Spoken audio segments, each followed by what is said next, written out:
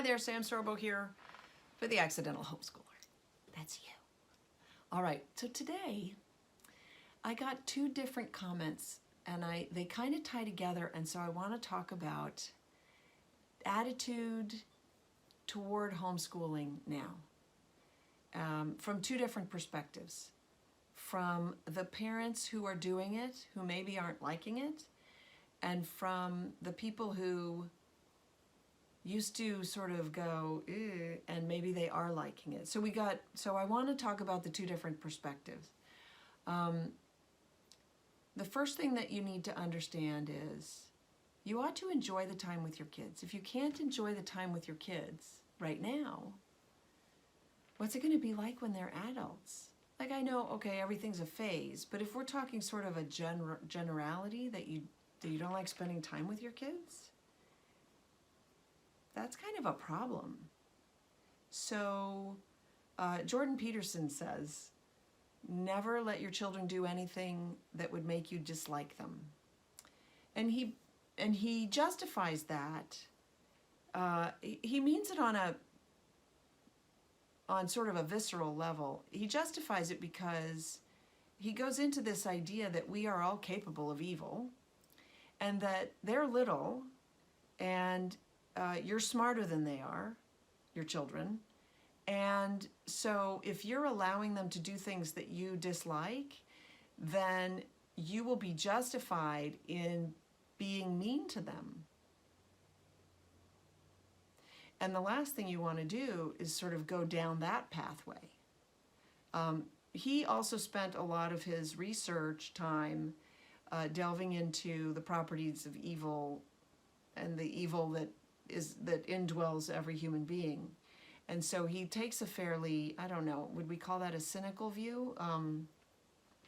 However, I do think that is very wise counsel. And in fact, I counsel the same, only opposite.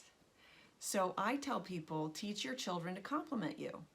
So rather than don't allow them to not, or you know what I mean, the sort of negative, I go to the positive and I say, encourage your children to do things that bless you, that make you happy, that make you love them more. And so if you are struggling with everything that's happening with COVID, and part of your struggle, and I'm sure not all of it, but if part of your struggle is you really don't enjoy spending time with your children, then let me tell you, you're the parent and you can change that. That is within your power.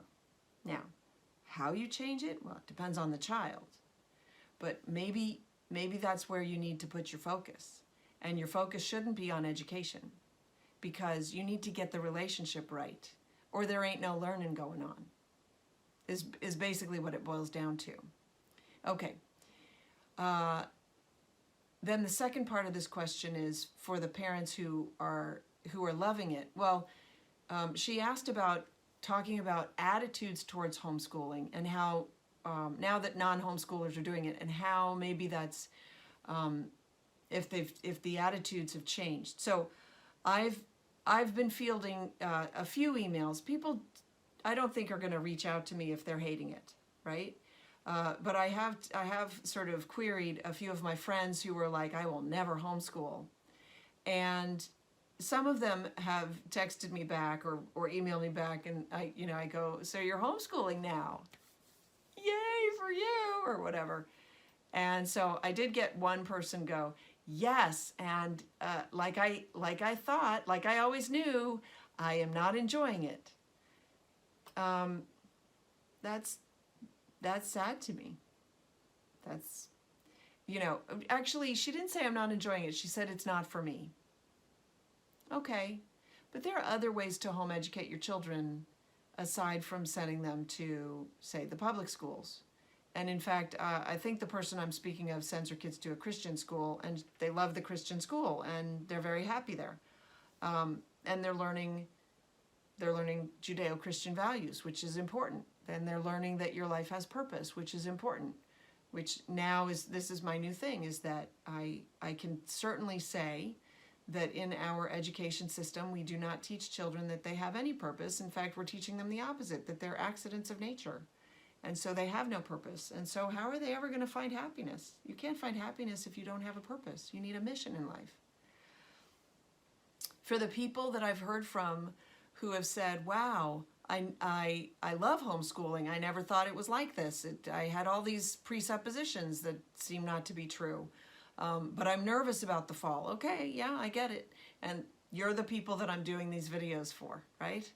And hopefully there will be more and more of you, if judging from the naysayers is any indication, because there are a lot of people out there saying, don't homeschool, it's the worst thing you can do, and blah blah blah. They're just scared. It is the best thing you can do. And so let's see, I think we'll end there. For the people who are struggling with their children, be a parent. And I mean, take charge. Create situations that form bonding relationship. Read a book together. Read a book to your child. Make your child sit there while you read the book. Read a book the child chooses. You reach out your hand to bring the child toward you, and then do something in service to the child so that that child says, oh, they're really in it for me. And you will have reciprocity. It may take some time. It may take some time because, okay, well, this is going to be a little bit long. When you send your child off to school, especially if you don't like that child, especially if you don't enjoy spending time with them, they know. He knows. And so he sees the, what do we call it? I don't know what to call it, but he sees the fact that you're happy that he's gone from you for that period of time. So now that he's stuck at home with you, he or she, and maybe you've already sort of indicated that you're not liking this at all, maybe he has good reason to be annoyed about being home. And maybe you do too, but you're the adult. So you can fix that. You can't expect the child to fix that, but you can fix it.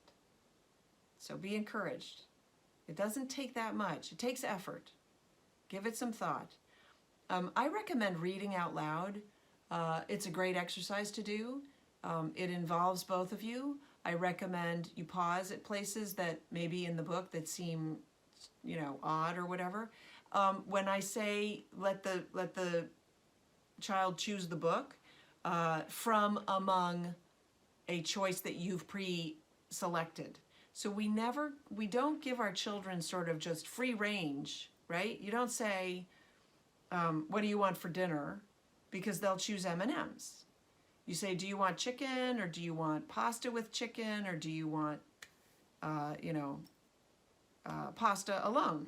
And then they have 3 choices. Oh my gosh. And they'll tell you, right?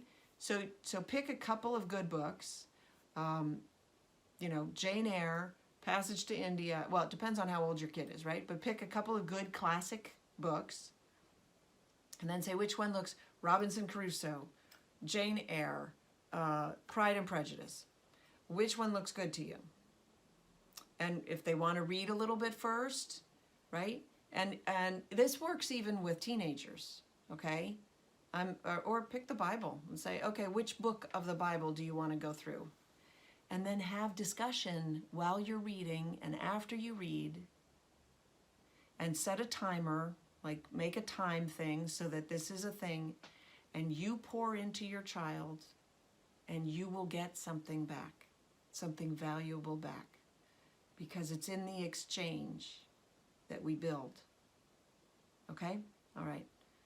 Well, that got a little bit heavy. Didn't mean to get too heavy. All right, so I'm Sam Sorbo, obviously. Please like my channel.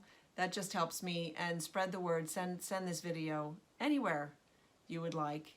And go ahead and email me questions. I'm happy to answer questions. We'll see you next time. You can email me at samsorbo.com. All the links are in the description. Thanks for watching. Bye.